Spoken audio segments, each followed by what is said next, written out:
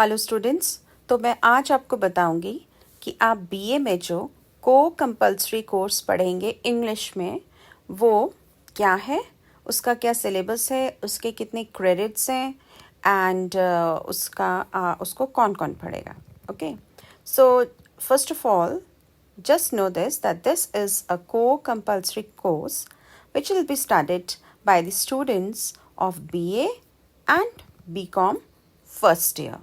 Okay, and the code of this paper is ENG CE 101. So ये एक common paper है for both these classes and the students of the first year, and it's a compulsory course, right? Now let me tell you कि इसमें क्या क्या आएगा and what is the syllabus of this paper. So this paper will be having 3 units. This will have 3 units. In unit 1 आपको होगी poetry.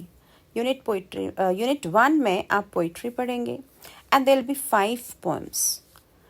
The name of the first poem is Ozymandias. Second poem will be Blow Blow the Winter Wind.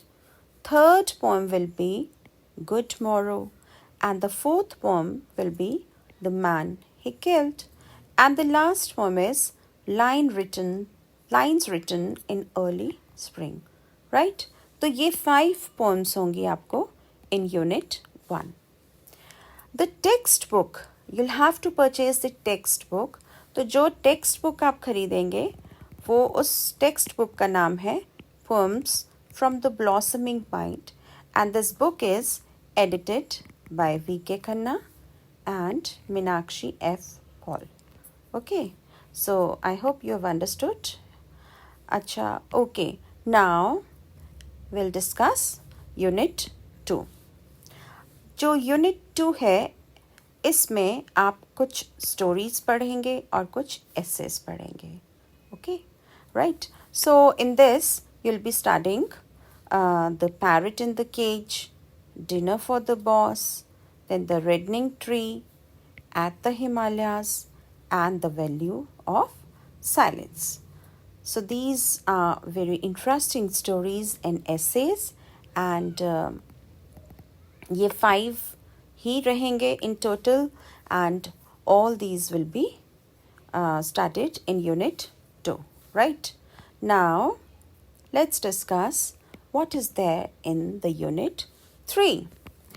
अब unit 3 जो है उसमें आप grammar पढ़ेंगे. Okay, और grammar बिल्कुल बेसिक सी रहेगी जो आपने ऑलरेडी पिछली क्लासेस में भी पढ़ी हुई है. जैसे what are articles and the use of articles, okay, and then prepositions, इनकी usage, then the verb forms and phrasal verbs and comprehension. Comprehension में आपको जो एक पैराग्राफ आता है and then आप उसको पढ़ेंगे and you'll be asked some questions based on that paragraph. Okay, तो ये जो grammar है this will be there in the unit 3, right? और जो unit 3 में है, so this is actually intended to improve your reading skills, your listening skills, your comprehension and summarizing and all that. Okay, now so you've understood कि unit 1 में क्या है, unit 2 में क्या है and unit 3 में क्या है. Now let's discuss कि what is the pattern of testing.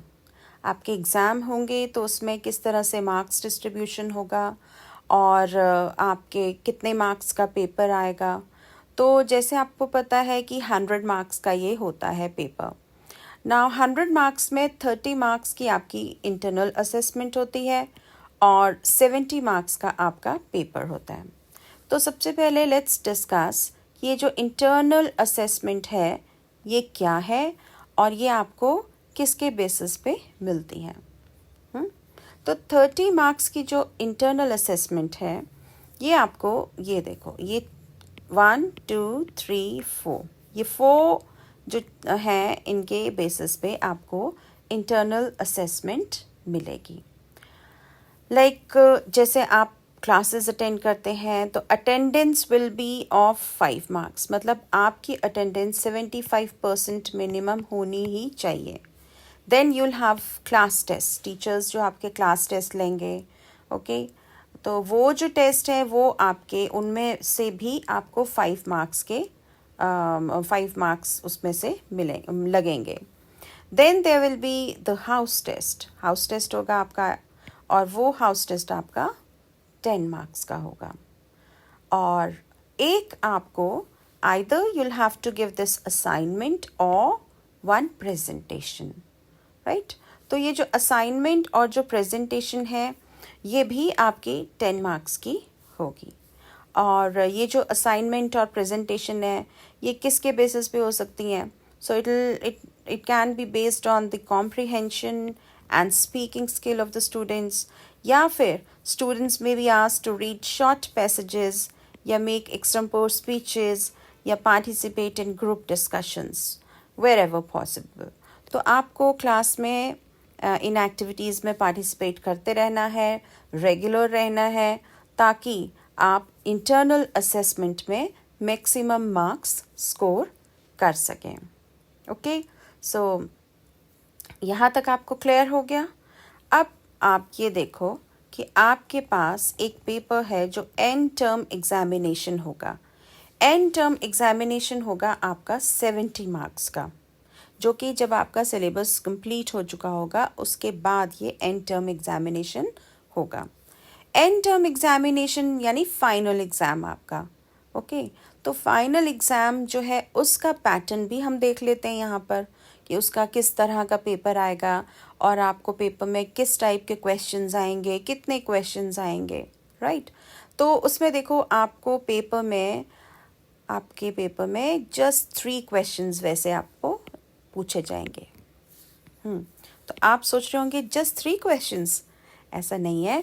First question में क्या है कि आपको 10 शॉर्ट आंसर क्वेश्चंस आएंगे, ओके और आपको वहाँ पे 15 होंगे इन टोटल दिए हुए।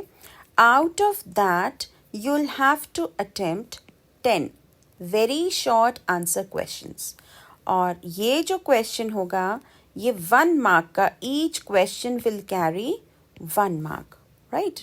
तो आपको जो इसमें आंसर लिखना है वो मार्क्स के अकॉर्डिंगली लिखना है। ऐसा नहीं है कि आपने 1 मार्क का क्वेश्चन है तो पूरा पेज भर दिया वहाँ आंसर से। No, you'll have to write very short answer and the word limit should be from 10 to 20 words, okay? तो अब देखो सेकंड क्वेश्चन में क्या होगा कि आपको 4 शॉर्ट आंसर क्वेश्चंस अटेम्प्ट करने होंगे। अब ये जो 4 अटेम्प्ट करने हैं आपको यहाँ पर, वो कितने में से, मतलब टोटल आपको कितने आएंगे? टोटल आपको इस क्वेश्चन में 8 क्वेश्चंस पूछे जाएंगे और 8 क्वेश्चंस में से आपको 4 अटेम्प्ट करने होंगे, राइट। और ये जो है ये भी 1 क्वेश्चन विल कैरी 5 मार्क्स। तो इसकी वर्ड लिमिट कितनी होनी चाहिए? तो वर्ड लिमिट भी यहाँ पे इन्होंने स्पेसिफाई की हुई है, it should not be more than 150 words, okay. तो और ये जो क्वेश्चन है ये 2 फ्रॉम ईच यूनिट आपको यहाँ पर पूछे जाएंगे। तो आप समझ गए कि फर्स्ट क्वेश्चन में आपको 10 शॉर्ट क्वेश्चंस अटेम्प्ट करने हैं, सेकंड क्वेश्चन में आपको 4 क्वेश्चंस अटेम्प्ट करने हैं, ओके। अब आपके पास आ गया थर्ड क्वेश्चन। तो थर्ड क्वेश्चन में आपने क्या करना है?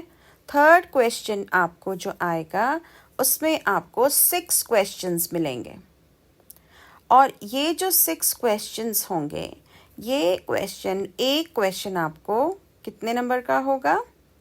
10 मार्क्स का, ओके 10 मार्क्स का ये क्वेश्चन होगा। तो 10 मार्क्स का यानी आप इस क्वेश्चन को आप मार्क्स के अकॉर्डिंग ही अटेम्प्ट करेंगे, है ना। तो आपको कम से कम इसकी वर्ड लिमिट कितनी रखनी है?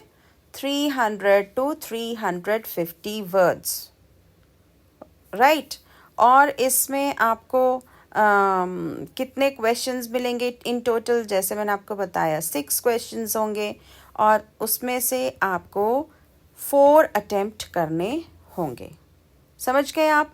और यहाँ पर ये जो क्वेश्चन होगा ये भी आपका 40 मार्क्स का होगा।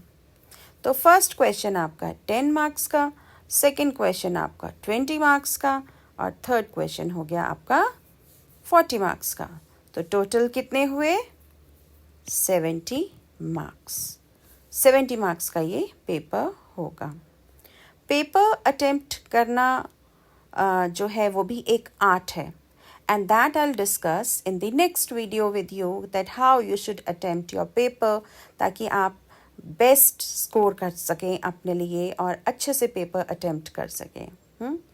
तो यहाँ तक बस मैंने आपको इसमें यही बताना था कि ये जो क्वेश्चन है, क्वेश्चन पेपर आएगा आपको, तो उसमें से कितने क्वेश्चंस आएंगे, फर्स्ट क्वेश्चन में कितने पार्ट्स होंगे, सेकंड में कितने होंगे और थर्ड में कितने होंगे, राइट।